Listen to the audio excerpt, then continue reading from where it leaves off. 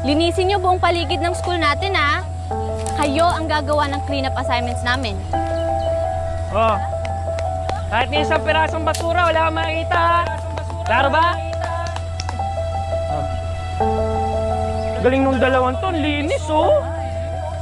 Hala! Dumami! Yan, tanim lang kayo. Sama mo pa yung tenga mo, oh. Ayan, oh. Ayusin nyo. Jeff, ako na lang dyan. Doon ka na sa lilim. At iba naman to, Marco, inisip mo na hindi ko kaya. Ha?